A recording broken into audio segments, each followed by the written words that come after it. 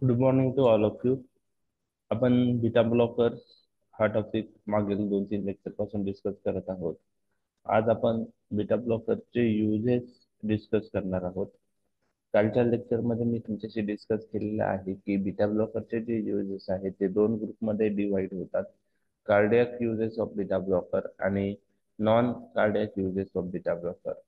Cardiac uses of beta blocker मध्ये खूप साऱ्या सिरियस कंडिशन मध्ये बीटा ब्लॉकरचा यूज केला जातो, जसं हायपरटेन्शन आहे, अंजायना आहे, अरेथमिया आहे, हार्ट फेल्युअर आहे, मायोकार्डियल इन्फॉर्क्शन आहे, एचओसीएम आहे, अॅन्युरिझम आहे. तर ह्या कंडिशन मध्ये आपण बीटा ब्लॉकर्स यूज करतो. त्याचप्रमाणे नॉन कार्डियक युजेस साठी आपण जे निमोनिक पाहिलं आहे गॅमेट पी, त्याच्यावरून आपण युजेस लक्षात ठेवणार आहेत. त्यात ग्लाउकोमा आहे, अँझायटी आहे, मायग्रेन प्रोफायलेक्सिस आहे, इसेन्शियल ट्रिमर आहे, थायरोटॉक्सिकोसिस आहे आणि पी फॉर फिओक्रोमोसायटम आहे. असे जवळजवळ 13 युजेस आपण पाहणार आहोत आणि त्यामध्ये बीटा ब्लॉकर काय यूज करतात ते पाहणार आहोत. तर पहिला यूज आहे हायपरटेन्शन पॉइंट ऑफ व्ह्यू.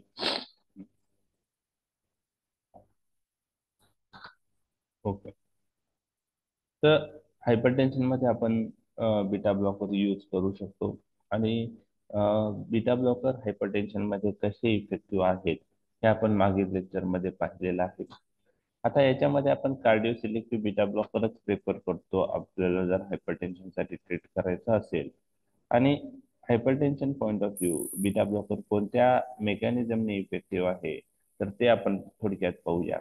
तर बीटा ब्लॉकर दोन प्रकारे हायपरटेन्शन मध्ये उपयुक्त ठरतात. एक म्हणजे by blocking beta one receptor present on the heart.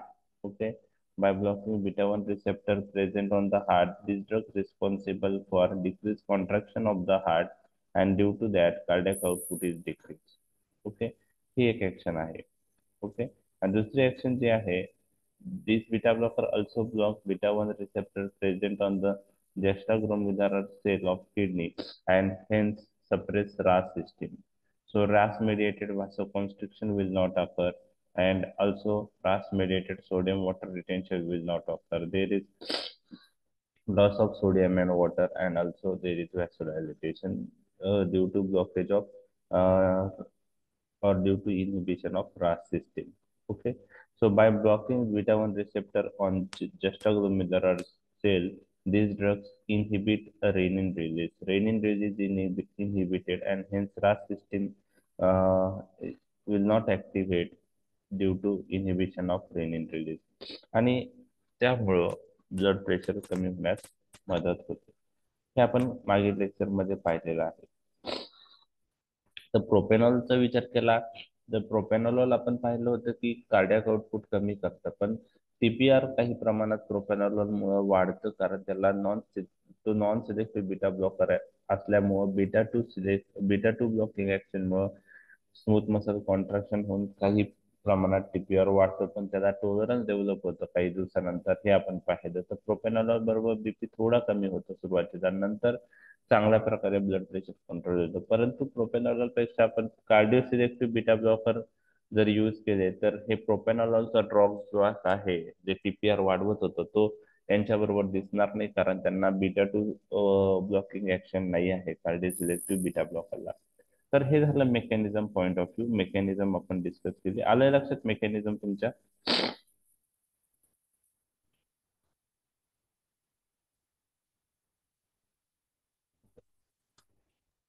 हो sir. Okay. Okay.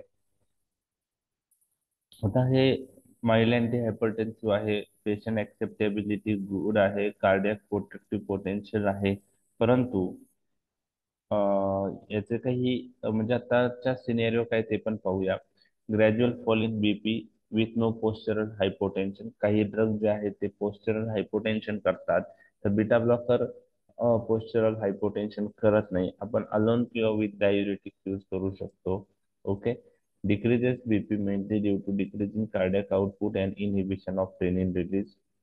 Some beta blockers have additional vasodilatory property. Third generation beta blockers have additional vasodilatory property we have discussed, जसं लॅबिटलॉल, आणि कार्बिडोलला alpha blocking action आहे. नेबिव्होलॉल सेलिपेरोलला nitric oxide releasing property आहे.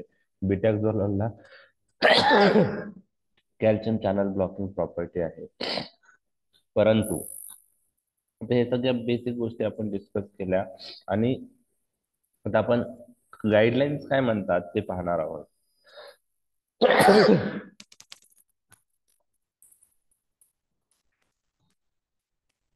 जर आपण JNC 8 guidelines आता आलेला आहे. JNC म्हणजे joint national committee guidelines for prevention and treatment of hypertension. तर सॉरी JNC 7च्या गाईडलाईनचा जर विचार केला तर first line anti hypertensive drug कोणते होते?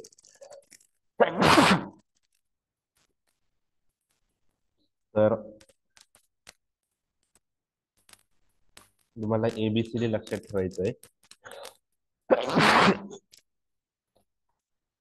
5 ग्रुप JNC 7 नुसार फर्स्ट लाईन अँटी हायपरटेन्सिव्ह म्हणून यूज केले जायचे. A फॉर AC इनहिबिटर आणि ARBs. AC इनहिबिटर्स आणि ARBs अँजिओटेन्सिन रिसेप्टर ब्लॉकर आणि अँजिओटेन्सिन कन्व्हर्टिंग एन्झाइम इनहिबिटर. A वरून 2, B वरून बीटा ब्लॉकर,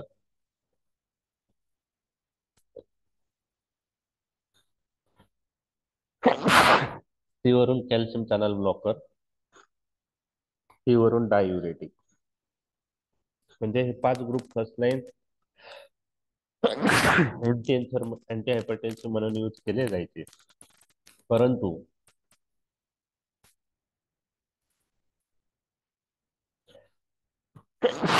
जे JNC 8 गाईडलाईन्स आलेले आहेत आता त्यामध्ये beta blocker as a first line anti hypertensive म्हणून कन्सिडर केले जात नाही.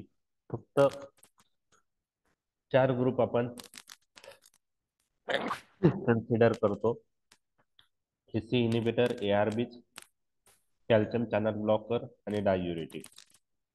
तर ACD लक्षात ठेवायचं, यातलं B गेलेलं आहे.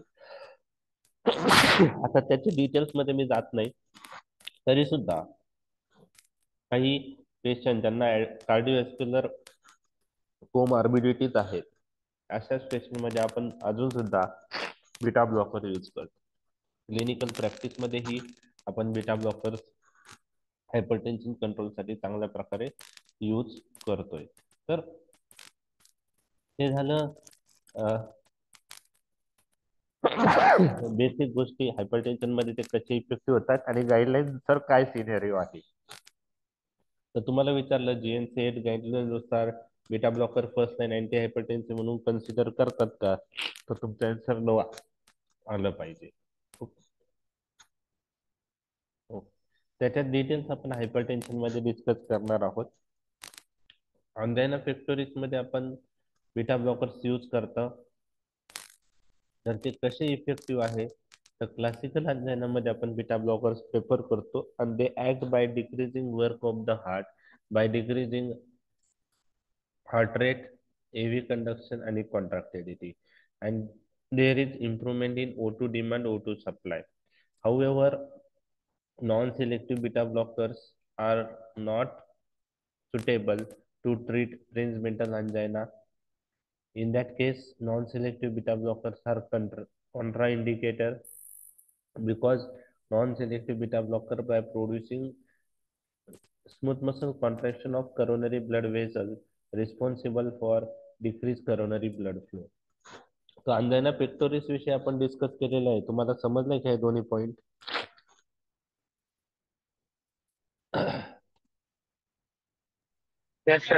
ओके, ठीक आहे.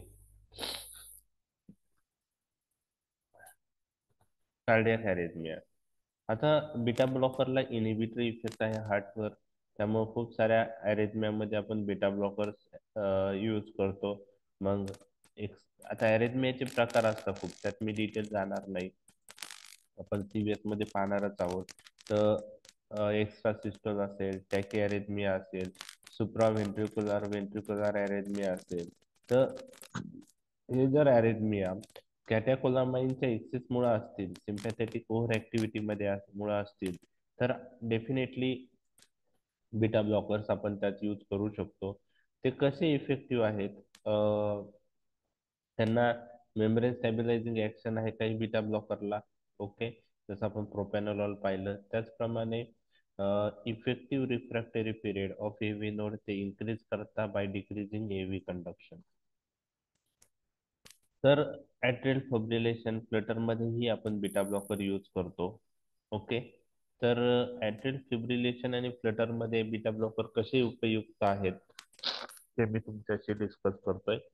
तुम्हाला ऍट्रियल फिब्रिलेशन आणि फ्लटर ह्या कंडिशन्स माहित आहेत का? ऐकले तुम्ही ऍट्रियल फिब्रिलेशन आणि फ्लटर? हे अरेथमियाचे प्रकार आहे, ऍट्रियल फिब्रिलेशन आणि फ्लटर. काय होतं याच्यामध्ये माहित आहे तुम्हाला? ऍट्रियल फिब्रिलेशन आणि ऍट्रियल फ्लटर मध्ये काय होतं?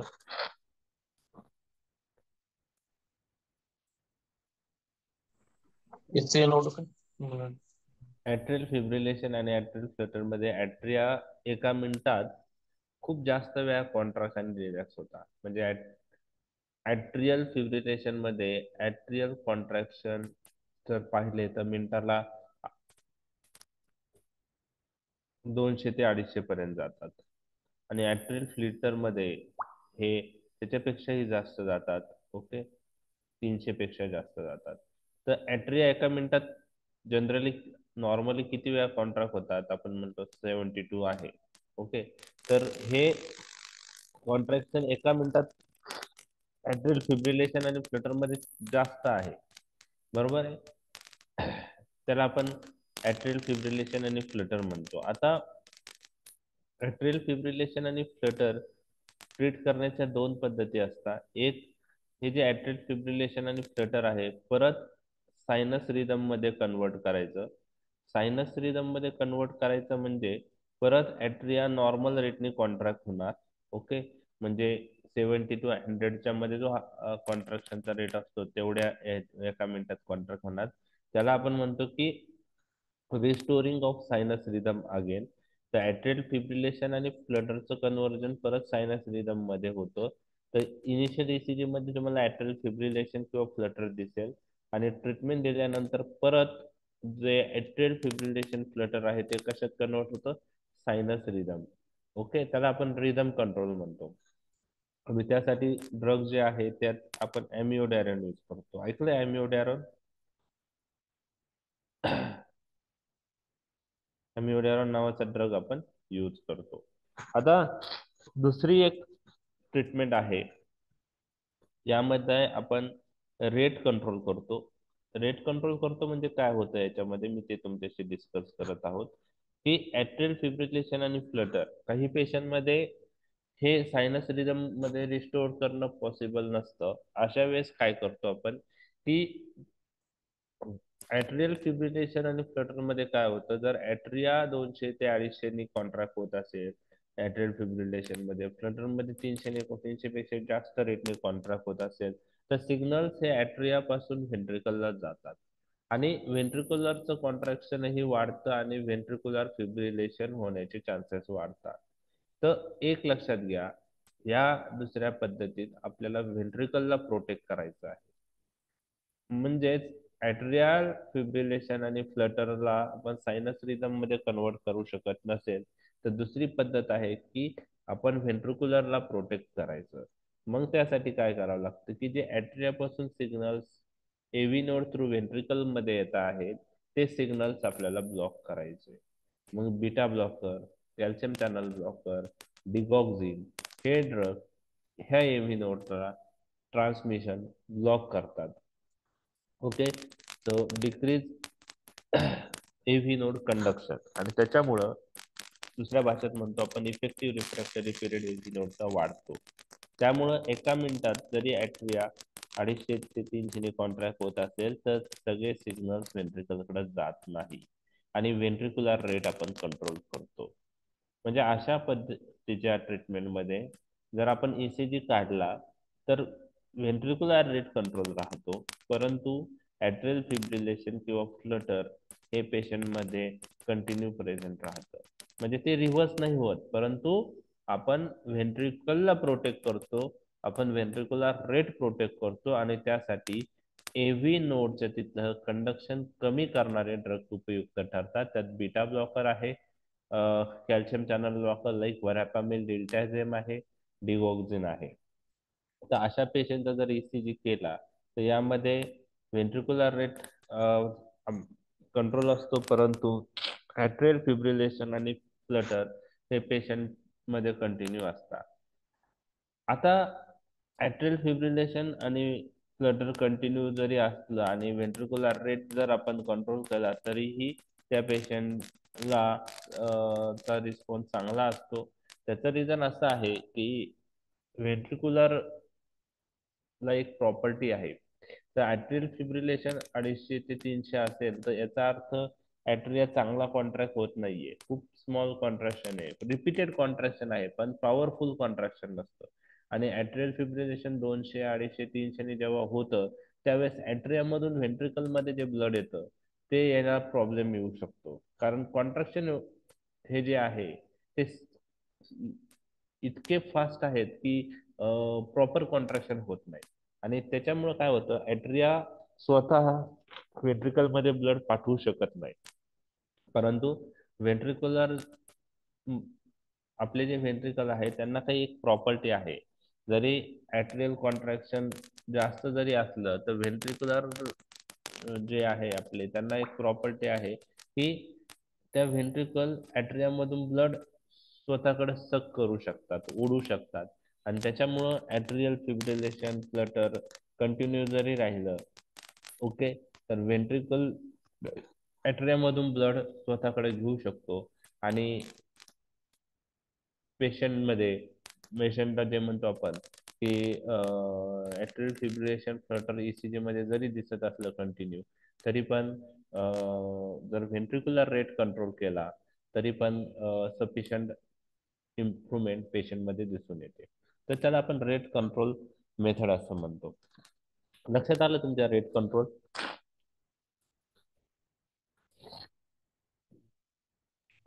Yes sir.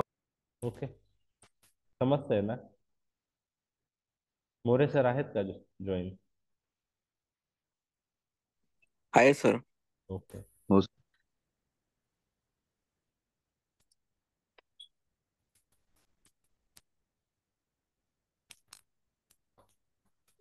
Sir rate control नाही कळलं सर. रेट कंट्रोल म्हणजे काय पहा, तेच मी सांगतोय तुम्हाला. जर समज त्यासाठीच मी विचारतो, तुमचा फीडबॅक महत्वाचा आहे. समजलं नाही तर नाही म्हटलं की आपल्याला एक्सप्लेनेशन परत करता येतं. तर एक लक्षात घ्या, जर आता तुम्हाला आता ॲट्रियल फिब्रिलेशन आणि ॲट्रियल फ्लटरचा पेशंट असेल तर काय होतं ते मी तुमच्याशी डिस्कस करत आहे. ॲट्रियल फिब्रिलेशन आणि ॲट्रियल फ्लटर मध्ये काय होतं की ॲट्रियाचं जे कॉन्ट्रॅक्शन आहे ते वाढतं. हे तुम्हाला सांगितलं. समजा ॲट्रियल फिब्रिलेशन आणि फ्लटर मध्ये नॉर्मली ॲट्रिया 70, आता जसं व्हेंट्रिकलर आपला हार्ट रेट जो आहे 72, म्हणजे एका मिनिटात हार्ट किती वेळा कॉन्ट्रॅक्ट होतं? 70 वेळा किंवा 72 नॉर्मल आहे, बरोबर? ते तर तुम्हाला माहित आहे ना. आता ॲट्रियल फिब्रिलेशन म्हणजे काय आणि ॲट्रियल फ्लटर मध्ये काय? तर ॲट्रियल फिब्रिलेशन मध्ये कॉन्ट्रॅक्शन अराउंड 200 to 250 पर्यंत जातात एका मिनिटात, आणि ॲट्रियल फ्लटर मध्ये किती पर्यंत जातात? 300 पेक्षा जास्त जातात. म्हणजे एका मिनिटात कॉन्ट्रॅक्शन काय झालेले आहे तुम्ही सांगा? वाढलेत ना. आणि हा एक अरेथमियाचे प्रकार आहे, ॲट्रियल फिब्रिलेशन फ्लटर, बरोबर आहे? म्हणजे आता याच्यामध्ये ट्रीटमेंट करायची पद्धती दोन आहे. एक आहे to convert atria into sinus rhythm. कशात कन्वर्ट करायचे? ॲट्रियल कॉन्ट्रॅक्शन कोणत्या रिदम मध्ये कन्वर्ट करायचे? Sinus rhythm. आणि दुसरा आहे रेट कंट्रोल. ओके ओके, तुम्ही मला सांगा ॲट्रियल कॉन्ट्रॅक्शन झाल्यामुळं काय होतं फिजिओलॉजी मध्ये? ऍट्रिया कॉन्ट्रॅक्ट झाले आणि mitral valve tricuspid valve open झाले तर काय होतं?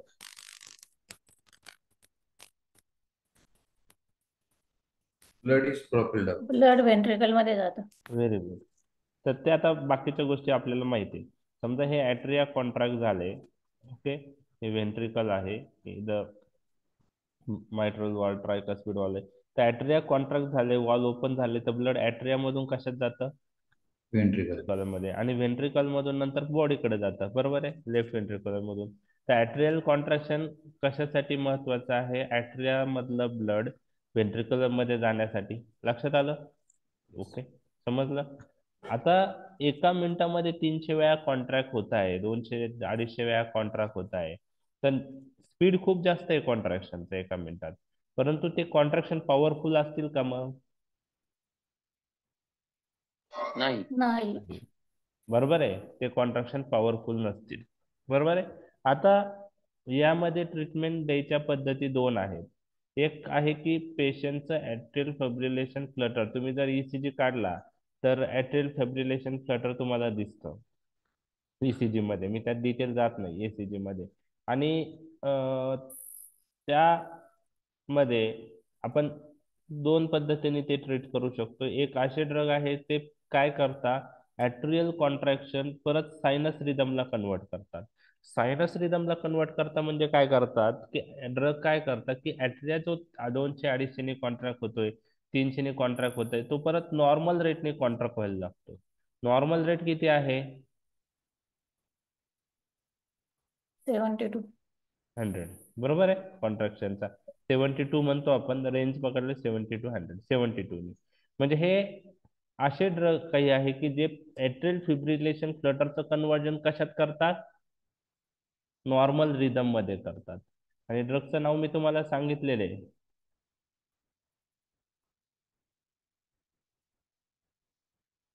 एमिडोरॉन. ॲमिडॉरॉन. ऐकलंय नाव ॲमिडॉरॉन? हो सर. हो सर. तर ॲमिडॉरॉन सर काय, ऐकलं. हा, तर ॲमिडॉरॉन काय करतं, ऍट्रियल फिब्रिलेशन आणि फ्लटरच्या पेशंटचं जे रिधम आहे, तो कॉन्ट्रॅक्शन रेट आहे, तो परत कशात कन्वर्ट करतो? सायनस रिदम मध्ये. ओके, तर ही एक वे झाली ट्रीट करायचं. परंतु काही पेशंट मध्ये ऍट्रियल फिब्रिलेशन फ्लटर परत सायनस रिदम मध्ये कन्वर्ट होत नाही. मग ऍट्रिया त्या पेशंट मध्ये कितीने कॉन्ट्रॅक्ट होत असतो? 200 ते 250 किंवा 300 पेक्षा जास्त, कोणती कंडिशन आहे त्या हिशोबाने. आता दुसरी पद्धत काय आहे याच्यामध्ये पेशंटला, तो पेशंटचा सर्व्हायवल रेट वाढवण्यासाठी किंवा पेशंटला ट्रीट करण्यासाठी रेट कंट्रोल मेथड. याच्यामध्ये काय करतो आपण, एक लक्षात घ्या, जेव्हा हे ऍट्रिया 200 ते 250 किंवा 300 पेक्षा जास्त कॉन्ट्रॅक्ट होत आहे, बरोबर आहे, लक्षात आलं? म्हणजे एका मिनिटात कॉन्ट्रॅक्शन खूप जास्त आहे. मग हे सिग्नल्स ऍट्रियामध्ये जास्त आहेत आणि हे सिग्नल्स एका मिनिटात 200 ते 250-300 पेक्षा जास्त कॉन्ट्रॅक्ट होत आहे, तर हे जे सिग्नल्स आहे हे व्हेंट्रिक्युलरला जाऊ शकता का नाही? हे जे इलेक्ट्रिक सिग्नल्स असतात ऍट्रियापासून व्हेंट्रिकलला सिग्नल जातात, तर ते कशा थ्रू जातात? AV node through. कंडक्शन म्हणतो ना आपण, जसं एसए नोड ऍट्रियाला सप्लाय करतं, पूर्ण पूर्ण व्हेंट्रिकलला करतं, हे सिग्नल ट्रान्समिट झाल्यावर कॉन्ट्रॅक्शन होतं, बरोबर आहे. तर ऍट्रिया हो. 200 ते 300 ने कॉन्ट्रॅक्ट होतंय, तर ऍट्रियाचे सिग्नल्स व्हेंट्रिकलला जाऊ शकता का नाही एव्ही नोड थ्रू? नाही जाऊ शकत सर. जातील. जातील, जातील. एव्ही नोड थ्रू, पर्किन्सन्स फायबर थ्रू हे सिग्नल्स व्हेंट्रिकलला जाऊ शकतात. नॉर्मली मी डिस्कस करतोय. म्हणजे ऍट्रियल ओके. फिब्रिलेशन किंवा फ्लटरच्या पेशंट मध्ये ऍट्रियाचे जे कॉन्ट्रॅक्शन आहे त्याचे जे सिग्नल्स आहे ते कशात? एव्ही नोड थ्रू कुठे जातात? व्हेंट्रिकलला. AV node Purkinje's fiber through कशाला जातात? AV node bundle of His Purkinje's fiber हा ट्रॅक आहे जाणारा, आणि त्यामुळे हे सिग्नल ऍट्रियाकडून व्हेंट्रिकलला गेले तर व्हेंट्रिक्युलर कॉन्ट्रॅक्शन इनिशियली त्या पेशंट मध्ये नॉर्मल आहे. सपोज त्याच्यात व्हेंट्रिक्युलर रेट जो आहे तो 82 आहे त्या पेशंटचा, आपण एक्झाम्पल पाहिलं, तर हे ऍट्रियाचे सिग्नल व्हेंट्रिकलला गेले तर व्हेंट्रिक्युलरचा कॉन्ट्रॅक्शन काय होतील? नंबर ऑफ कॉन्ट्रॅक्शन काय होऊ शकतं मग? वाढतील. वाढतील. व्हेंट्रिक्युलर रेट वाढेल. व्हेंट्रिक्युलर 150-200 कॉन्ट्रॅक्ट होऊ शकतात. त्याला आपण काय म्हणतो? व्हेंट्रिक्युलर फिब्रिलेशन म्हणतो. काय म्हणतो? Ventricular fibrillation. आता ॲट्रियल फिब्रिलेशन किंवा फ्लटर आणि व्हेंट्रिक्युलर फिब्रिलेशन यामध्ये पेशंटला धोकादायक काय आहे? Ventricular fibrillation. एखाद्या पेशंटला ॲट्रियल फिब्रिलेशन आणि फ्लटर आहे आणि त्या पेशंटमध्ये जर आपण व्हेंट्रिक्युलर फिब्रिलेशन प्रिव्हेंट केलं तरी पण तो पेशंट व्यवस्थित जीवन जगू शकतो. बरोबर आहे? म्हणजे कसं होतं ते मी तुमच्याशी डिस्कस करतोय. आता तुम्हाला दुसरी पद्धत आहे रेट कंट्रोल. यामध्ये तुम्हाला व्हेंट्रिकलचा रेट कंट्रोल करायचा आहे. कशाचा रेट कंट्रोल करायचा आहे? व्हेंट्रिकलचा. आता व्हेंट्रिकलचा रेट कंट्रोल करायचा आहे म्हणजे तुम्हाला ॲट्रिया पासून व्हेंट्रिकल मध्ये येणारे सिग्नल्स काय करावं लागतील? एव्ही नोडला ब्लॉक करावं लागेल.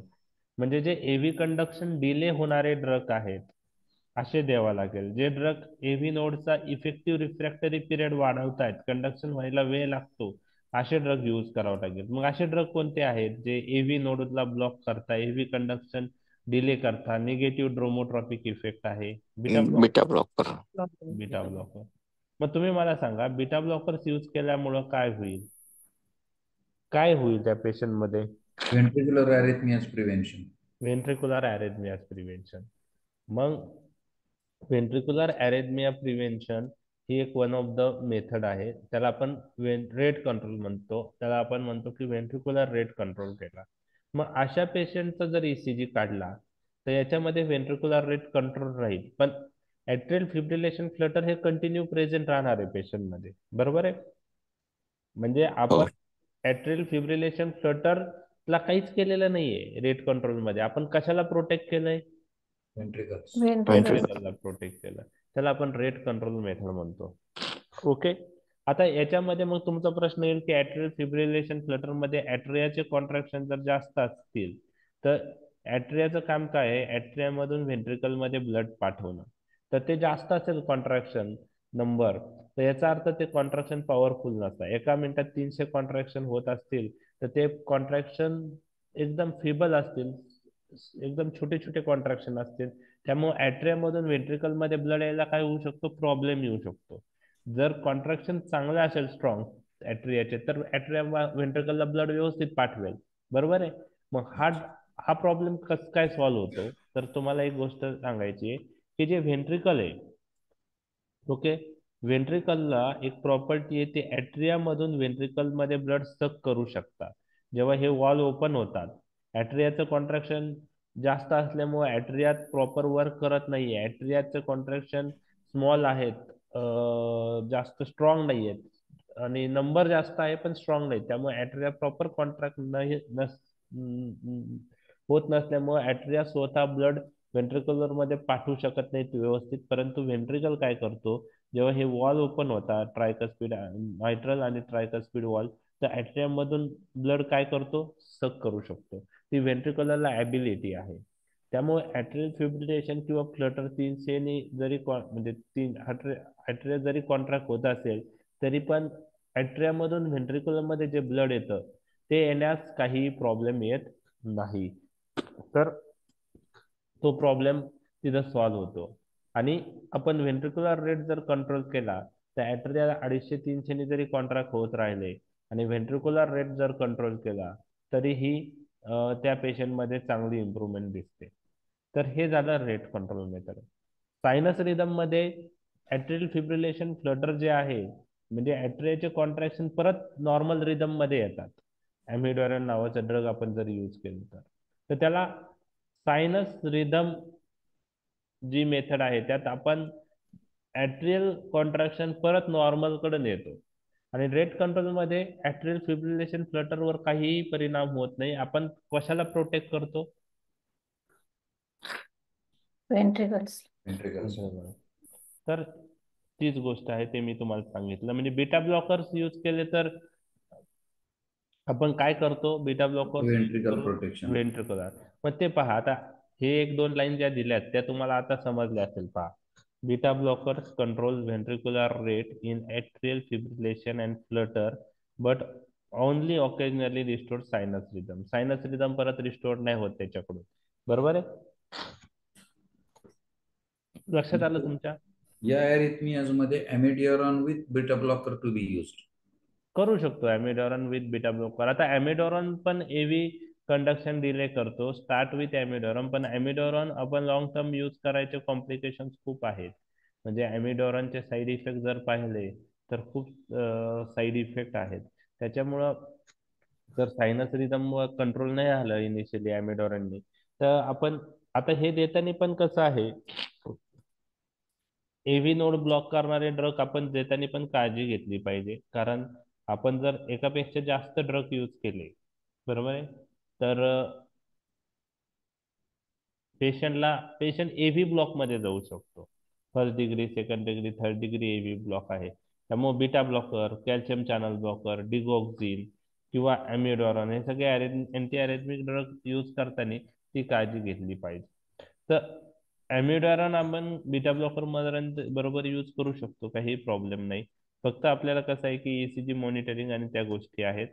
जर amiodarone in addition to sinus rhythm control तर करतच, प्लस एव्ही नोड कंडक्शन पण ते डिली करतं. परंतु ॲमिडॉरॉनचं कॉम्प्लिकेशन जे आहेत ना, ते लंग फायब्रोसिस करतात लॉंग टर्म यूज केल्यामुळं. ओके. जरी सिटी स्कॅन काढला तर त्या पेशंटला लंग्समध्ये ग्राउंड क्लास ओपॅसिटीज होऊ शकतात. ते पेशंट जे आहेत ॲमिडॉरॉनवर जे आहे ते थायरॉइड रिलेटेड डिसफंक्शन करू शकतात. हायपोथायरॉइडिझम होऊ शकतं काही पेशंटमध्ये. तर त्यामुळं ॲमिडॉरॉन हा कंटिन्यू यूज करायला पण प्रॉब्लेम आहे. जर त्यांनी सायनस रिदम कंट्रोल नाही केलं इनिशियली 1-2 महिन्यात, तर इन्स्टेड ऑफ ॲमिडॉरॉन आपण बीटा ब्लॉकर यूज करू शकतो. ते सेफ आहे. कॅल्शियम चॅनल ब्लॉकर व्हरापामिल डिल्टाजेम यूज करतो, ते पण बीटा ब्लॉकर सारखेच व्हेंट्रिक्युलर रेट कंट्रोल करतात. डिगॉक्झिन नावाचा जो ड्रग आहे तो आपण आता हार्ट फेल्युअर मध्ये तो यूज करतो, पण ॲल्ट्रेट फ्लटर आणि फिब्रिलेशन मध्ये ह्याच मेकॅनिझमने इफेक्टिव्ह आहे. तो व्हेंट्रिक्युलर रेट कंट्रोल करतो बाय डिक्रीजिंग एव्ही कंडक्शन. तुम्हाला कोणी विचारलं how digoxin is effective in atrial fibrillation flutter? By controlling ventricular rate. तर beta blocker, calcium channel blocker, digoxin हे ड्रग आपण आता व्हेंट्रिक्युलर रेट साठी यूज करतोय. ठीक आलंय लक्षात? बेसिक गोष्टी तर समजल्यात? हो सर. हो हो सर. हो.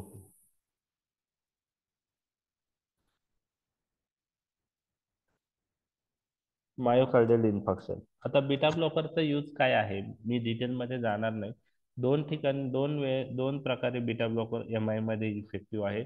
During the attack beta blocker use केले तर काय फायदे आहेत, आणि अटॅक आल्यानंतर प्रोफिलॅक्सिस साठी बीटा ब्लॉकर यूज केले तर काय फायदे आहेत.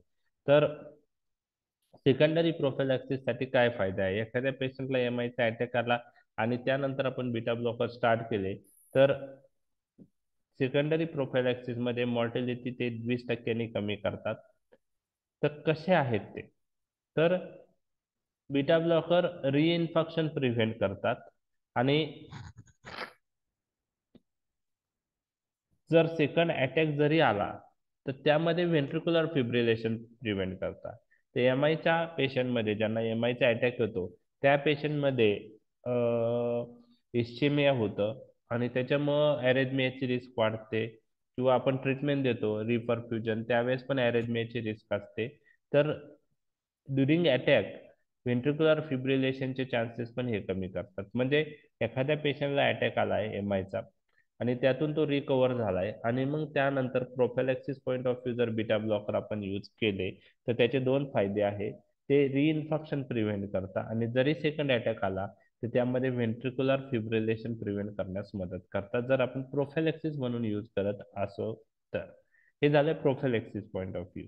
आणि एखाद्या पेशंटला अटॅक आलाय आणि त्यात बीटा ब्लॉकर यूज केले तर विथिन 4 to 6 आवर आपण ऍडमिनिस्टर केले तर ते काय करतात, ते इन्फाक्ट साईज प्रिव्हेंट जे आहे ती लिमिटेड ठेवतात. ओके. आणि अरेथमिया जे होण्याचे चान्सेस आहेत तेही त्या अटॅक मध्ये कमी करतात. तर ड्युरिंग अटॅक जर यूज केले तर इन्फाक्ट साईज लिमिटेड राहते. Okay, by reducing O2 consumption, आणि व्हेंट्रिक्युलर फिब्रिलेशन ते प्रिव्हेंट करतात. तर लिमिट इन्फॅक्ट साईज आणि प्रिव्हेंशन ऑफ व्हेंट्रिक्युलर फिब्रिलेशन ह्या दोन गोष्टी जर एमआयच्या अटॅक आलेल्या पेशंटला बीटा ब्लॉकर 4 ते 6 तासात चालू केले तर हे बेनिफिशियल इफेक्ट दिसून येतात. ओके, लक्षात आलं हे दोन्ही? तुम्हाला हे दोन्ही लेक्चर मेन्शन ठेवायचे आहेत की ड्युरिंग अटॅक काय फायदे आहेत आणि प्रोफायलॅक्सिस म्हणून काय फायदे आहेत. तर ऍटलिस्ट ह्या 2-2 पॉइंट्स तुमच्या याच्यात आले पाहिजे. एक minute. Prevention point of view काय फायदे आहे आणि ड्युरिंग अटॅक काय फायदे आहेत, हे 2 पॉइंट दोन्ही याच्यातले आले पाहिजे. आता next point. However, beta blockers can be given to only those patients not in shock or cardiac failure when heart rate is more than 50 per minute, along with not higher than first degree heart block. In meta trials, such therapy has been found to reduce mortality by 20 to 25%. म्हणजे एखाद्याला एमआयचा attack आलेला आहे, त्या पेशंटमध्ये बाकी पॅरामीटर्सही पाहणे महत्वाचे आहे beta blocker चालू करण्या अगोदर. म्हणजे पेशंट शॉकमध्ये आहे किंवा हार्ट फेल्युअरमध्ये आहे का, हार्ट रेट किती आहे. हार्ट रेट जर 50 पेक्षा कमी असेल तर आपल्याला नाही देता येत. त्या पेशंटला फर्स्ट डिग्री हार्ट किंवा त्याच्यापेक्षा जास्त हार्ट ब्लॉक आहेत का, म्हणजे एव्ही नोड कंडक्शन प्रॉब्लेम आहेत का. तर हे सगळ्या गोष्टी रूल आउट केल्यानंतरच आपण बीटा ब्लॉकर स्टार्ट करायला पाहिजे आणि त्या पेशंटमध्ये मॉर्टॅलिटी जवळजवळ 20 ते 25% ते कमी करतात. तर एमआयच्या पेशंटमध्ये आपण बीटा ब्लॉकर स्टार्ट करतो विथिन 4 to 6 आवर. ओके, लक्षात आलं एमआय? Yes sir. ओके, आता कंजेस्टिव्ह हार्ट फेल्युअर. तर इथं मला 2 प्रकारचे हार्ट फेल्युअर तुमच्याशी डिस्कस करायचे आहेत.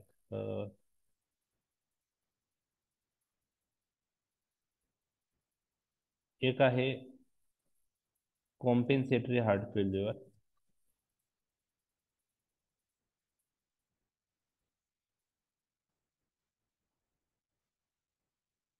आणि दुसरा आहे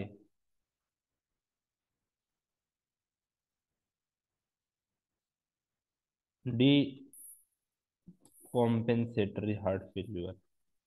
हे स्टेज 4 हार्ट फेल्युअर असतं, डी कॉम्पेन्सेटरी हार्ट फेल्युअर. ओके, स्टेज 4 हार्ट फेल्युअर. आता हार्ट फेल्युअर म्हणजे काय, कंजेस्टिव्ह हार्ट कार्डियक फेल्युअर म्हणजे काय. In this case, the heart is not able to pump sufficient amount of blood which is required for metabolic demand of body. म्हणजे heart sufficient amount of blood pump करू शकत नाही जे आपल्या बॉडीच्या मेटाबॉलिझमसाठी required आहे, त्याला आपण हार्ट फेल्युअर म्हणतो. तर आता कॉम्पेन्सेट, त्याला हार्ट फेल्युअरचे खूप सारी टाईप्स आहेत, त्यातले आता 2 टाईप मी आज इथं महत्वाचे आहेत म्हणून डिस्कस करत आहोत. बाकीचे आपण हार्ट फेल्युअर सीव्हीएस मध्ये पाहणार आहोत. तर कॉम्पेन्सेटरी हार्ट फेल्युअर म्हणजे काय, डिकॉम्पेन्सेटरी हार्ट फेल्युअर म्हणजे काय. तर हार्ट फेल्युअर मध्ये कार्डियक आउटपुट काय होतं, कमी होतं. हे most of the heart failure मध्ये आहेत की कार्डियक आउटपुट कमी होतं. म्हणजे low cardiac output heart failure मध्ये कार्डियक आउटपुट कमी होतं आणि त्याच्यामुळं बॉडीला जेवढी गरज आहे ब्लडची तेवढी पुरवली जात नाही त्याच्या मेटाबॉलिक नीड्स कंप्लीट होण्यासाठी. मग कॉम्पेन्सेटरी हार्ट फेल्युअर म्हणजे काय, की ज्यावेळेस कार्डियक आउटपुट आपलं कमी होतं हार्टचं, त्यावेळेस बॉडी काय करतं की हे कार्डियक आउटपुट रिस्टोअर करण्यासाठी प्रयत्न करतं आणि त्यासाठी काही मेकॅनिझम स्टार्ट होतात, ऍक्टिव्ह होतात. त्याला आपण कोणत्या मेकॅनिझम म्हणतो, कॉम्पेन्सेटरी मेकॅनिझम. जे मेकॅनिझम कार्डियक आउटपुट कॉम्पेन्सेट करायला प्रयत्न करतात, रिस्टोअर करायला प्रयत्न करतात, तर त्या मेकॅनिझमला आपण काय म्हणतो, कॉम्पेन्सेटरी मेकॅनिझम. मग कॉम्पेन्सेटरी मेकॅनिझम मध्ये कार्डियक आउटपुट रिस्टोअर करण्यासाठी 2 सिस्टीम ऍक्टिव्हेट होतात. एक आहे सिम्पॅथेटिक सिस्टीम. ओके, कोणती, सिम्पॅथेटिक सिस्टीम ऍक्टिव्हेट होते आणि दुसरी आहे रास सिस्टीम. कोणत्या दोन सिस्टीम ऍक्टिव्हेट होतात तुम्ही सांगा मला आता. सिम्पॅथेटिक अँड रस सिस्टीम.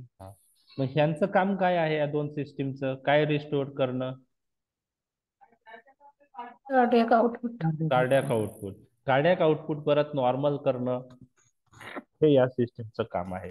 तर कॉम्पेन्सेटरी हार्ट फेल्युअर मध्ये सिम्पॅथेटिक सिस्टीम ऍक्टिव्हेट होते, रास सिस्टीम ऍक्टिव्हेट होते आणि सिम्पॅथेटिक आणि रास सिस्टीमच्या कार्यामुळे कार्डियक आउटपुट रिस्टोर होण्यास मदत होते.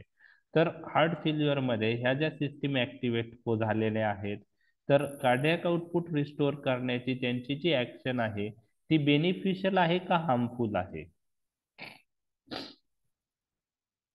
बेनिफिशियल.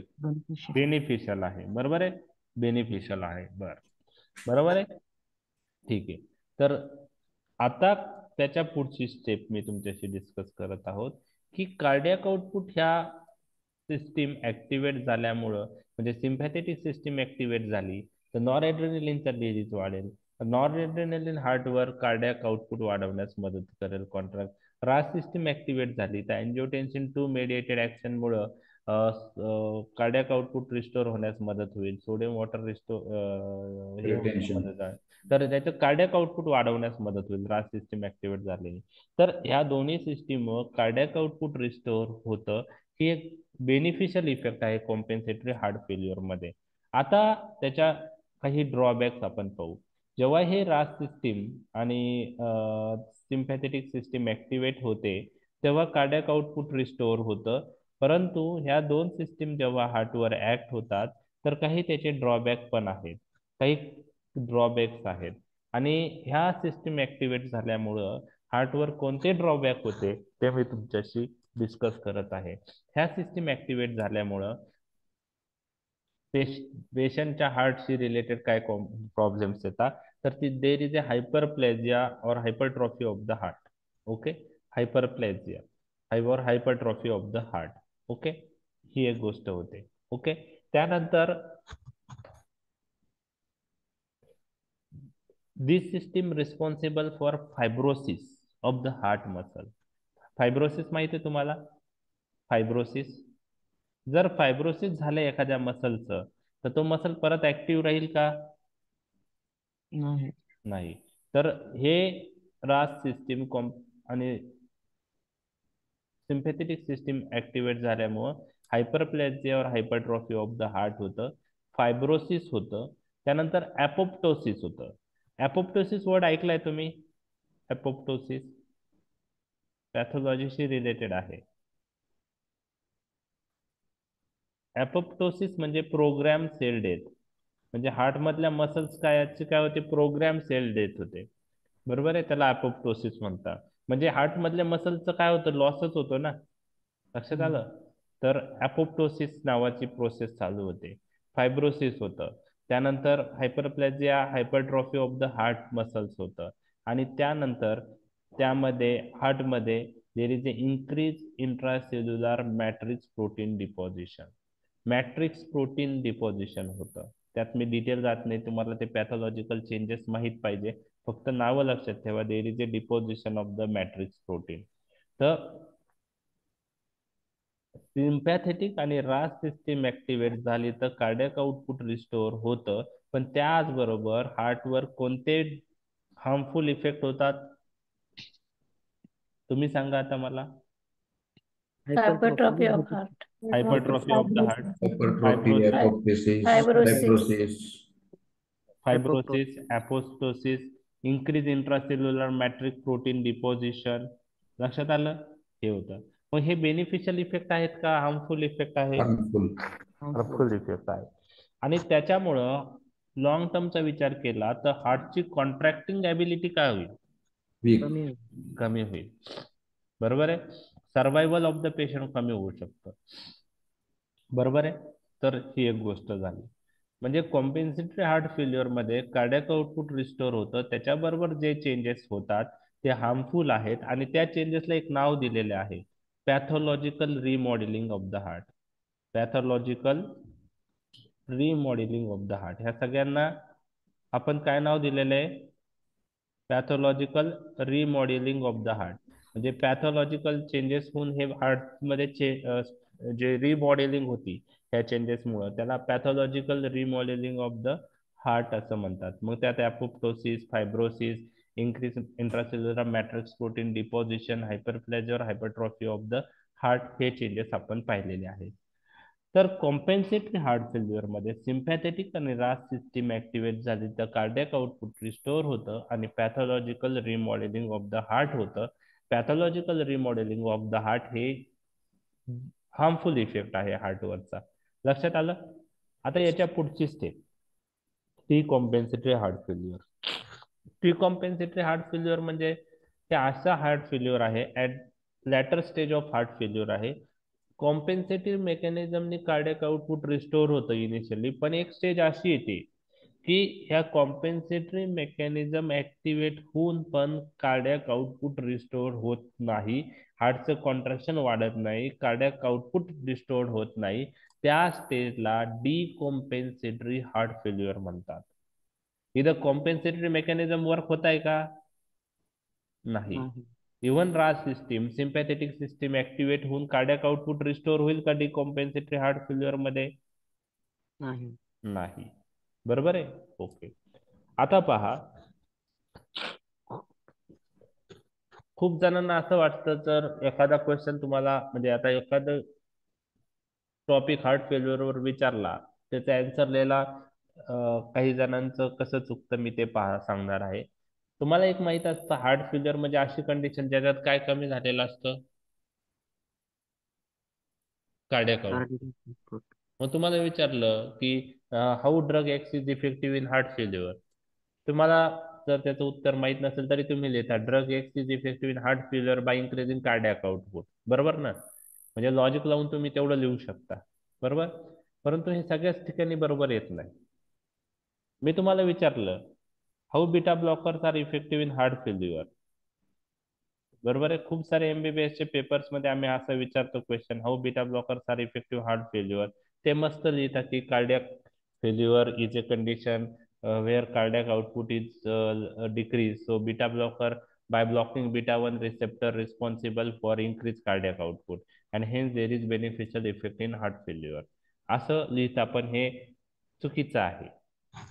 तुम्ही मला सांगा बीटा डिलेज द कंडक्शन ना सर. बीटा ब्लॉकरचा इफेक्ट कॉन्ट्रॅक्शन वर काय आहे? AV node conduction.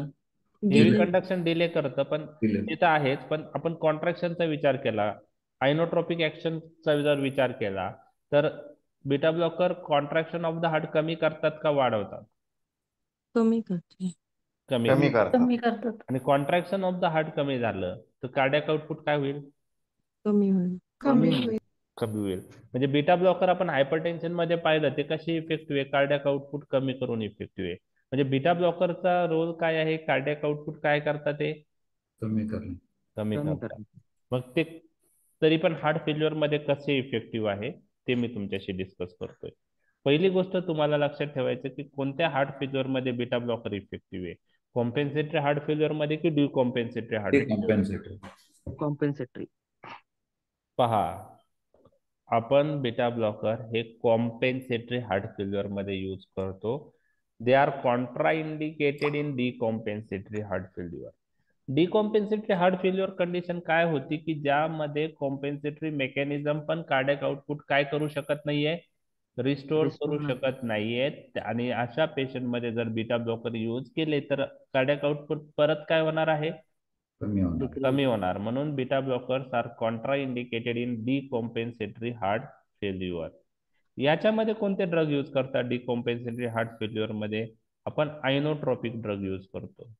तुम्ही ऑलरेडी आयनोट्रॉपिक ड्रगचे नावं पाहिजे. डोपामाइन, डोबिटामाइन, डिगॉक्झिन, 3D तुमच्या लक्षात राहतील. ओके, ठीक आहे. आता आपण बीटा ब्लॉकर कॉम्पेन्सेटरी हार्ट फेल्युअर मध्ये यूज करतो. कधी यूज करतो ते आपण पाहणार आहे आणि का यूज करतो ते आपण पाहणार आहोत. बरोबर आहे. तर beta blockers we use in compensatory heart failure after cardiac output is restored. Cardiac output restore झाल्यानंतर कॉम्पेन्सेटरी हार्ट फेल्युअर मध्ये आपण बीटा ब्लॉकर यूज करतो. कशासाठी यूज करतो? कशासाठी यूज करतो? टू ब्लॉक द, टू अरेंज the or to reverse the sympathetic system mediated pathological remodelling. जी पॅथॉलॉजिकल रिमॉडेलिंग होत आहे सिम्पॅथेटिक सिस्टीम ऍक्टिव्हेट झाल्यामुळं, ती पॅथॉलॉजिकल रिमॉडेलिंग अरेस्ट किंवा रिव्हर्स करण्यासाठी आपण बीटा ब्लॉकर यूज करतो. परंतु कधी यूज करायचे? कार्डियक आउटपुट कॉम्पेन्सेटरी मेकॅनिझमनी रिस्टोर्ड होऊ द्यायचं आणि त्यानंतर आपण बीटा ब्लॉकर स्टार्ट करायचे to arrest pathological remodelling of the heart. मग त्यामध्ये काय प्रिव्हेंट होणार आहे? Sympathetic system mediated apoptosis, fibrosis, matrix protein deposition, hypertrophy, hyperplasia of the heart, ह्या गोष्टी ब्लॉक होणार आहे.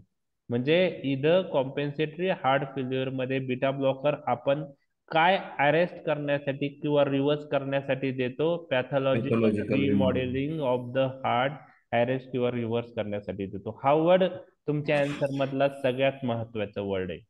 पण 90% ते आन्सर म्हणजे इव्हन मी सेकंड इयर किंवा एमबीबीएस झालं तेव्हा पण मला त्या गोष्टी माहीत नव्हत्या. त्यावेळेस तेवढं डिटेलमध्ये युजी लेवलला जात नाही, बरोबर आहे. तर त्यामुळं किंवा तेवढ्या लेवलचं टीचिंग त्यावेळेस ब्लॅकबोर्डवर असल्यामुळं डिटेलमध्ये नसायचं. तर त्या गोष्टी त्यावेळेस मलाही माहीत नव्हत्या. तर ह्या गोष्टी जर क्वेश्चन आला तर त्यावेळेस तुम्हाला लिहिता आलं पाहिजे. खूप जणांचं काय होतं की beta blocker increases cardiac output असं लिहितात, तर ते आन्सर चुकीचं ठरतं. लक्षात आलं?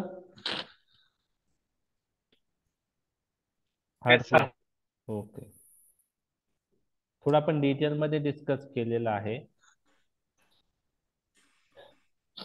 So now it is established that this drug may be beneficial in patients with mild to moderate CHF, given gradually with slow advancing doses maintained for long term. Benefit is due to antagonism of damaging effect of the cardiac beta receptor over activity, which promotes unfavorable remodeling of the myocardium.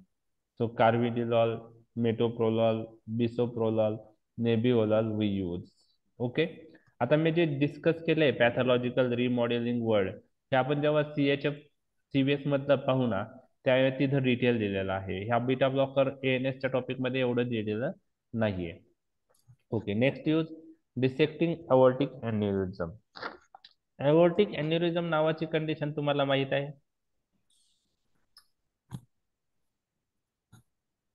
Yes. तर अवॉर्टिक अॅन्युरिझम,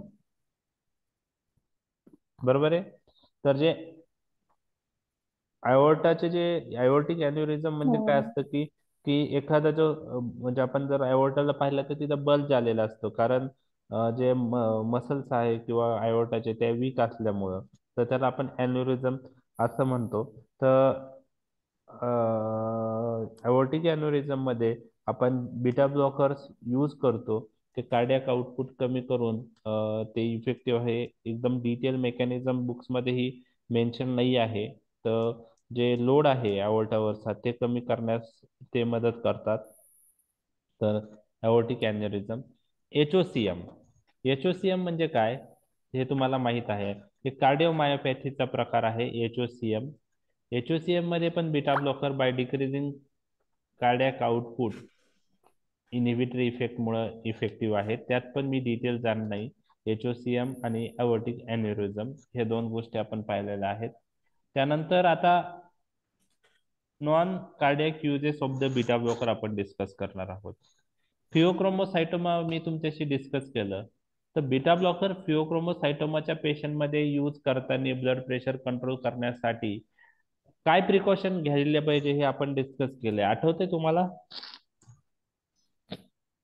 कसे use केले पाहिजे beta blocker, कोणाबरोबर केले पाहिजे? along with alpha blockers. Along with alpha blocker. Never use beta blocker alone in pheochromocytoma patient. लक्षात राहिले? आणि बीटा ब्लॉकर अल्फा ब्लॉकर फिओक्रोमोसायटोमाच्या पेशंट मध्ये ब्लड प्रेशर कंट्रोल करण्यासाठी वापरतात. डेफिनेटिव्ह ट्रीटमेंट सर्जरी आहे. जर सर्जरी पॉसिबल नसेल, रिसेक्शन पॉसिबल नसेल, तर long acting alpha blocker along with beta blocker आपण यूज करतो. ओके. तर यूज ओके. आता याच्यामध्ये फिओक्रोमोसायटोमाच्या पेशंटमध्ये एक तर ब्लड प्रेशर वाढलेलं असतं, ते कंट्रोल करण्यासाठी वापरतात. त्याचबरोबर ॲड्रेनालिन जर जास्त ऍक्ट झाला हार्टवर तर टॅकिकार्डिया किंवा ॲरेथमियाची रिस्क असते, ते कंट्रोल करण्यासाठी ही बीटा ब्लॉकरचा इफेक्ट आहे. त्यामध्ये फिओक्रोमोसायटोमाच्या पेशंटमध्ये जर ब्लड प्रेशर कंट्रोल करायचं असेल तर अल्फा ब्लॉकर आपण प्रेफर करतो. त्यामध्ये फिनॉक्सिबेन्झामाइन आहेत, फेंटोलॅमाइन आहेत. उद्या आपण अल्फा ब्लॉकर पाहणार आहोत, त्यात आपण पाहूया. तर alpha blocker blood pressure control करतात. बीटा ब्लॉकर ऍड केल्याने ब्लड प्रेशर अजून कमी होण्यास मदत होते. त्याचप्रमाणे बीटा ब्लॉकरचा अजून इम्पॉर्टंट पर्पज काय आहे की जे ॲड्रिनल मिड्युला मधून रिलीज होतं ते हार्टवर ऍक्ट झाल्यामुळं बीटा 1 रिसेप्टरवर हार्ट रेट वाढू शकतो, ॲरिथमियाची रिस्क वाढू शकते. तर टॅकिकार्डिया आणि ॲरिथमिया कंट्रोल करण्यासाठीही या ड्रगचा यूज होतो. ओके. त्याचप्रमाणे कार्डिओमायोपॅथी ही हे सप्रेस करतात. तर फिओक्रोमोसायटोमामध्ये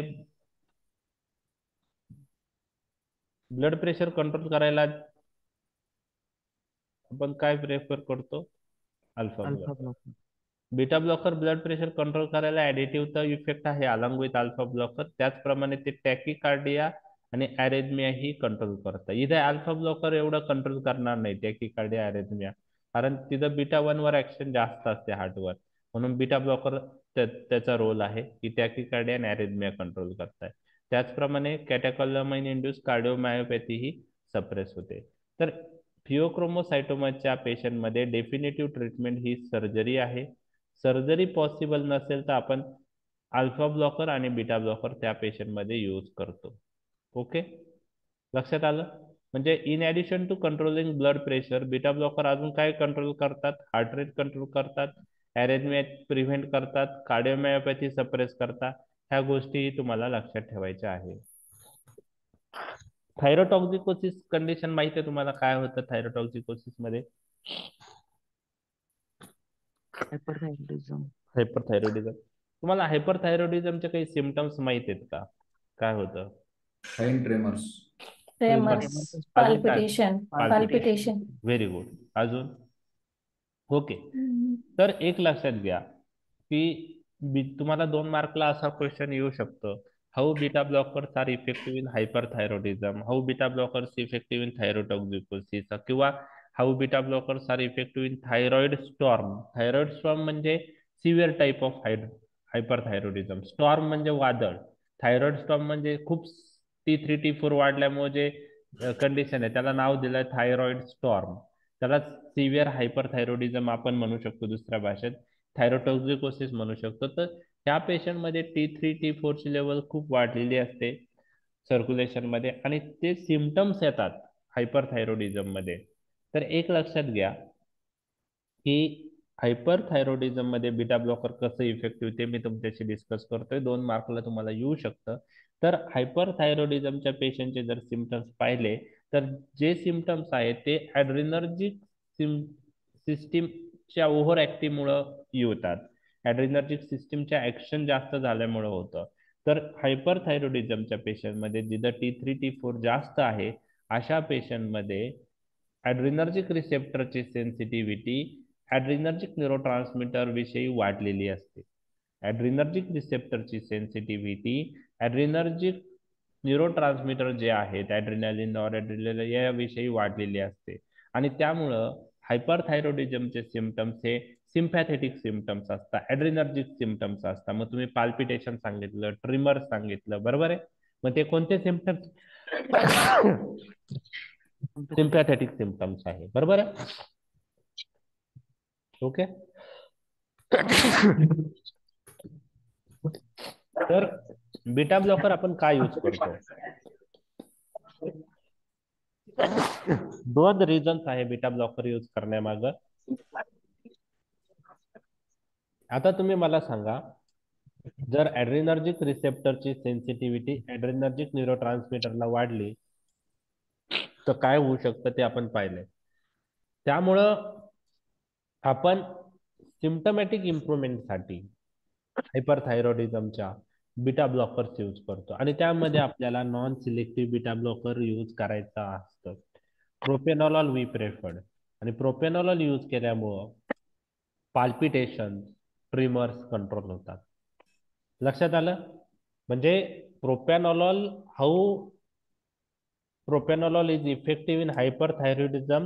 Propranolol by blocking beta receptor produce symptomatic improvement in hyperthyroid patient. It improves symptoms like palpitation, tremors. लक्षात आलं? ओके.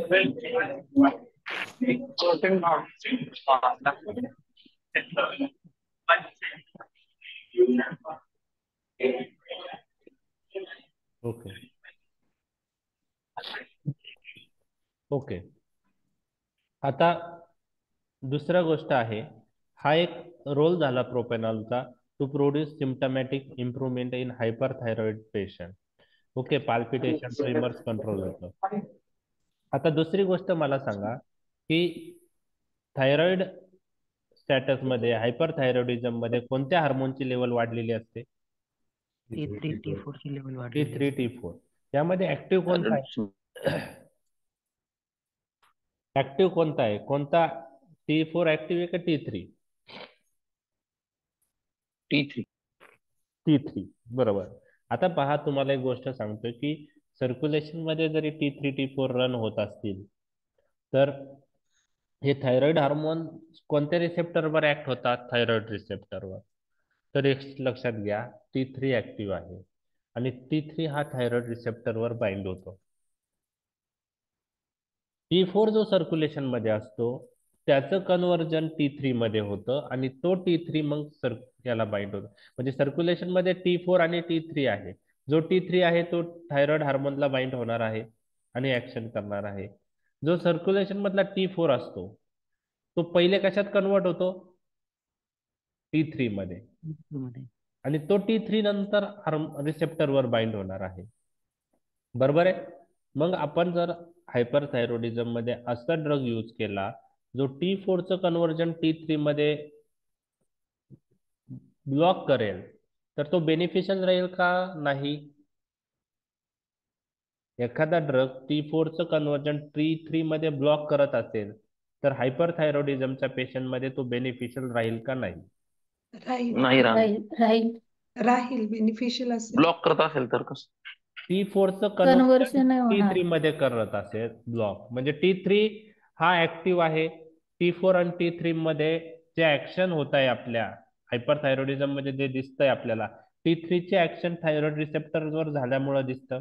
म्हणजे आपल्याला हायपरथायरॉइडिझम मध्ये ज्या हार्मोन आहे त्याची ऍक्शन थायरॉइड रिसेप्टरवर कमी झाली पाहिजे. मग आता हो का? T4 आणि T3 पैकी T3 रिसेप्टरला जाऊन बाइंड होतो आणि ऍक्शन करतो. पण T4 जाऊन बाइंड नाही होत. T4 कशात कन्वर्ट होतो पहिले? T3 मध्ये. T3 मध्ये. आणि T3 जाऊन बाइंड होतो. मग T4 चं कन्व्हर्जन T3 मध्ये करणारी प्रोसेस जी आहे, डिआयोडिनेज एन्झाईम जे आहे ते जर ब्लॉक केलं एखाद्या ड्रगने T4 चं कन्व्हर्जन T3 मध्ये, तर हायपरथायरॉइडिझमच्या पेशंट मध्ये बेनिफिशियल राहील का हार्मफुल राहील? बेनिफिट हार्मफुल राहील सर, कारण इट्स ऑलरेडी T3 लेवल वाढलेली असते त्याच्यामुळे. नाही, T3 अजून वाढलेली कन्वर्जन. आहे. इनहिबिट करणारं म्हणतोय मी. T4 चं कन्व्हर्जन T3 मध्ये ब्लॉक करणारा ड्रग बेनिफिट राहील. बेनिफिट हो राहील. सर, बेनिफिशियल राहील. म्हणजे T4 चं कन्व्हर्जन T3 मध्ये होतं. T3 हा कशावर बाइंड होतो? थायरॉइड रिसेप्टरवर बाइंड होतो. बरोबर आहे? लक्षात आलं? लक्षात आलं? तर आपण असा ड्रग यूज केला जे T4 चं कन्व्हर्जन T3 मध्ये ब्लॉक करेल, तर असे ड्रग हायपरथायरॉइडिझमच्या पेशंट मध्ये बेनिफिशियल राहील का हार्मफुल? तर त्याचा आन्सर काय आहे? बेनिफिशियल. बेनिफिशियल. बरोबर आहे? तर ते एक पॉइंट तुम्हाला लक्षात ठेवायचा आहे. आणि propranolol, this is one of the drugs which inhibit peripheral conversion of T4 to T3. Propranolol to a beta blocker inhibit peripheral conversion of T4 to T3. म्हणजे तुम्हाला मी विचारलं की how प्रोपॅनॉलॉल is effective in hyperthyroidism, तुम्ही मला सांगा 2 mechanism. One is T4 conversion is blocked. Improvement करणार ते. Okay. First is inhibit peripheral conversion of T4 to T3 ही एक मेकॅनिझम, आणि दुसरी सिम्पटमॅटिक Symptomatic. इम्प्रुव्हमेंट. या दोन्ही ऍक्शन तुमच्या त्यात आल्या पाहिजे 2 मार्कच्या क्वेश्चनला. लक्षात आलं? तर दुसरे कुठले म्हणले सर? दुसरी ऍक्शन जी आहे की हायपरथायरॉइडिझमच्या पेशंटचे जर सिम्पटम्स पाहिले तर सिम्पॅथेटिक सिम्पटम्स जास्त असतात. तुम्ही हायपरथायरॉइडिझमच्या पेशंटचे सिम्पटम्स जर पाहिले तर सिम्पॅथेटिक सिम्पटम्स दिसून येतात. पाल्पिटेशन होतं, नर्वसनेस, ट्रिमर, मायोपॅथी, स्वेटिंग, हे सिम्पॅथेटिक सिम्पटम्स आहे.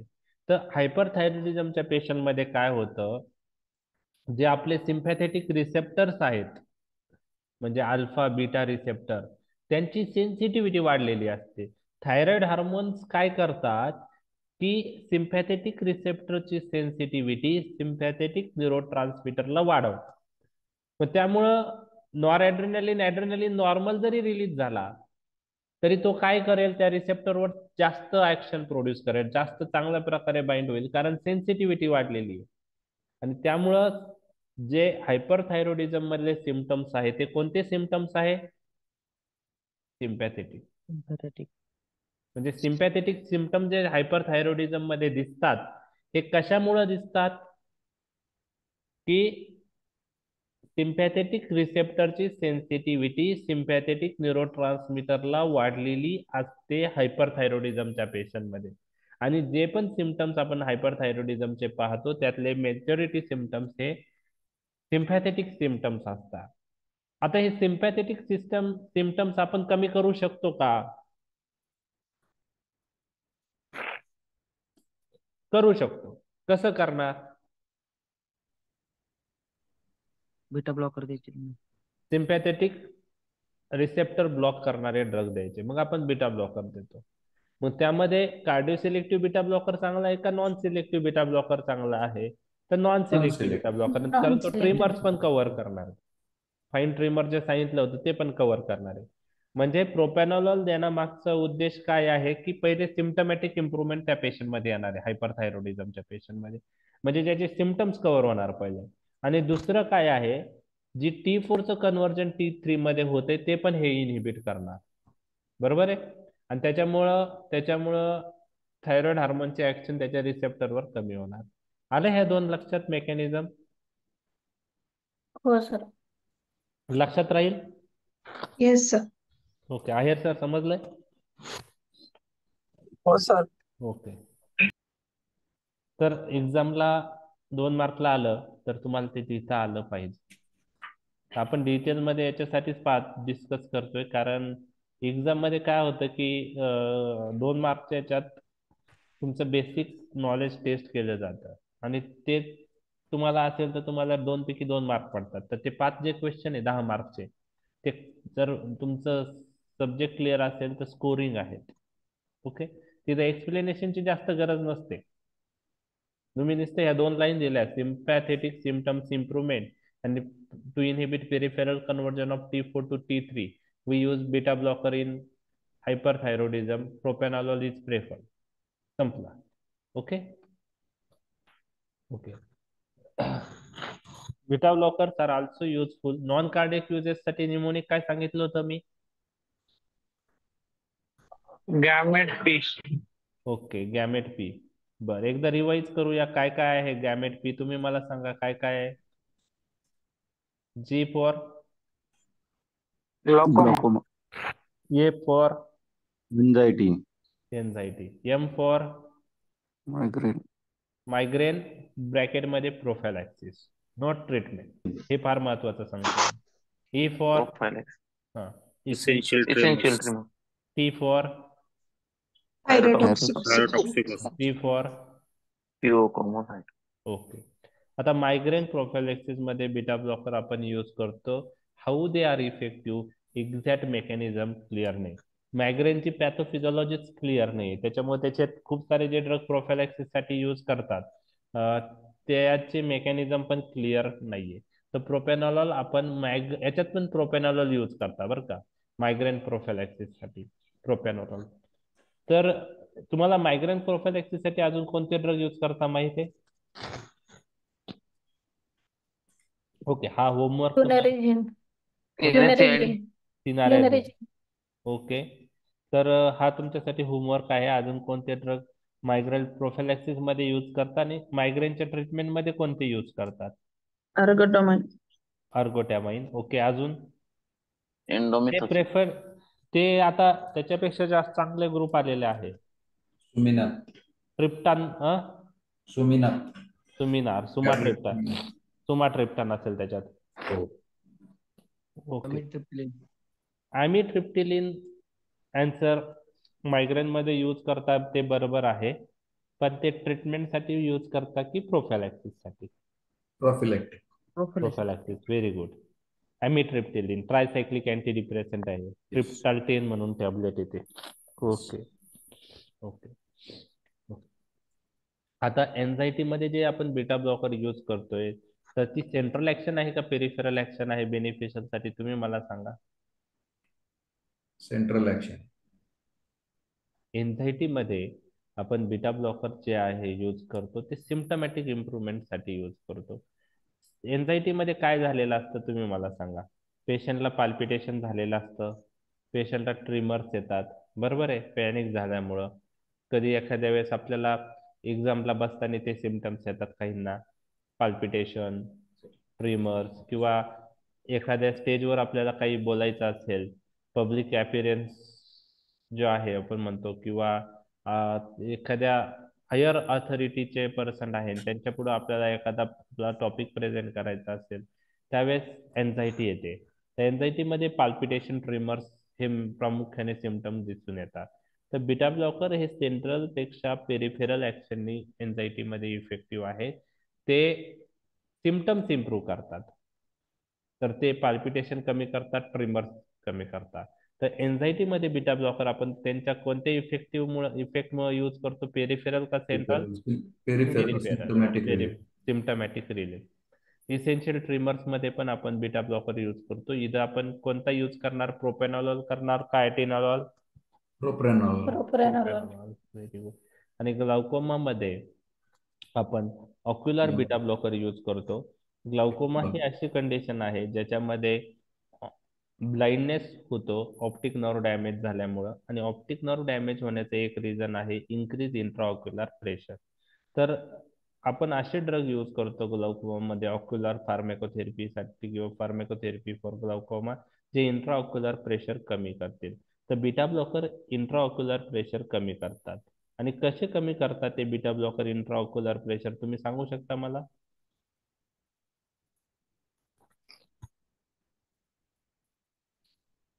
Bye decreasing aqueous humour secretion. कसे इफेक्टिव्ह आहे ते? By decreasing aqueous humour secretion from ciliary body. Okay, ciliary body मध्ये ॲक्वियस ह्युमर तयार होतं, आपण पाहिलेलं आहे, आणि ते रिलीज होतं.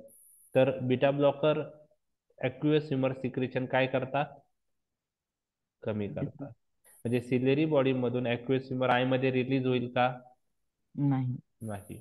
आणि त्याला बीटा 2 ब्लॉकिंग ऍक्शन महत्वाची. कोणती? Beta 2 blocking. कारण बीटा 2 रिसेप्टर सिलेरी बॉडी इपिथेलियमवर असतात. मग ऑक्युलर बीटा ब्लॉकर मध्ये टॉपिकल बीटा ब्लॉकर ऍटलिस्ट तुम्हाला कोणतं एक नाव लक्षात ठेवायचं आहे, आणि त्याचं नाव आहे टिमोलॉल. Okay, timolol. तर हे झालं ग्लाउकोमा. ओके, तर आपण ऑलमोस्ट सगळे युजेस बीटा ब्लॉकरचे डिस्कस केलेले आहेत. ग्लाउकोमा मध्ये मी बीटा ब्लॉकर्स डिस्कस करताना ऑक्युलर बीटा ब्लॉकर डिटेलमध्ये डिस्कस करणार आहेत. त्याचे काही ॲडव्हान्टेजेस आहेत पायलोकार्पिनवर, ते आपण पाहणार आहोत, पण तो ग्लाउकोमा मध्ये तो पार्ट कव्हर होणार आहे. तर आता आपल्या बेसिक गोष्टी क्लिअर झालेल्या आहेत, युजेस क्लिअर झालेले आहेत. आता बाकीचा जो पार्ट आहे अल्फा प्लस बीटा ब्लॉकर लॅबिटोलॉल आपण पाहिलेला आहे. ओके, त्यात मी काही डिटेल जाणार नाही. ओके, तर फिओक्रोमोसायटोमा किंवा क्लोनिडिन विड्रॉल मध्ये आपण हे ड्रग यूज करतो. कार्बिडिलॉल पण अल्फा प्लस बीटा ब्लॉकर आहे. प्लस कार्बिडिलॉलला कोणती ऍक्शन आहे ऍडिशनल, आठवतंय तुम्हाला? ऍडिशनल 2 ऍक्शन मी तुम्हाला सांगितल्यात कार्बिडिलॉलच्या. अल्फा ब्लॉकिंग तर आहेच, Vasodilatation. Vasodilatation. Calcium channel block. Vasodilatation alpha ब्लॉकेरनी पण होते, परत कॅल्शियम चॅनल ब्लॉकेरनी पण होते. ते additional calcium channel blocking property पण आहे आणि ऍडिशनल अँटीऑक्सिडंट प्रॉपर्टी आहे. नायट्रिक ऑक्साईड रिलीज करणारे बीटा ब्लॉकर कोणते आहेत? नेबिओलॉल, सेलिप्रोलॉल, व्हेरी गुड. नेबियुलॉल आणि बुटॉक्सिल. ओके, ठीक आहे. ओके, तर बीटा ब्लॉकर आपलं संपलं आहे. ओके, तर उद्या आपण अल्फा ब्लॉकर डिस्कस करणार आहोत. आता काय 5-10 मिनिटात राहिलेत, तर आपण उद्या डिस्कस करूया. बीटा ब्लॉकर एक्झामच्या दृष्टीने फार फार महत्वाचा टॉपिक आहे, बरोबर आहे. तर classification, pharmacological action, uses, adverse effect, बरोबर आहे. ओके, आणि एक लक्षात घ्या, तुम्हाला जेवढं अंडरस्टँडिंग करून लक्षात राहील तेवढं चांगलं आहे. पाठ करायचं, जिथं जिथं अंडरस्टँडिंग आहे तिथं आपल्याला बेसिक गोष्टी क्लिअर करायच्या आहे. पाठ फक्त क्लासिफिकेशन पॉईंट ऑफ व्ह्यू आहे, बाकी सगळं लॉजिकवर आहे. तुमचं मेकॅनिझम माहीत असेल, फार्मॅकोलॉजिकल ऍक्शन माहीत असेल, तर युजेस ऍडव्हर्स इफेक्ट लक्षात राहणार आहे.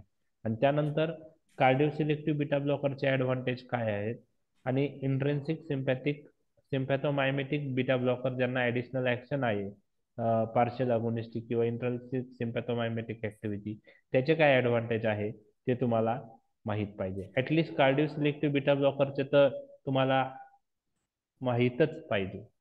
ओके, ते तुम्हाला वायवात विचारू शकता, 2 मार्कला विचारू शकता, 4 मार्कला विचारू शकता.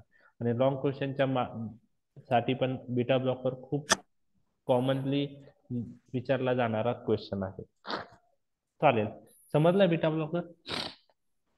हो सर. हो Yes, सर. sir. ओके.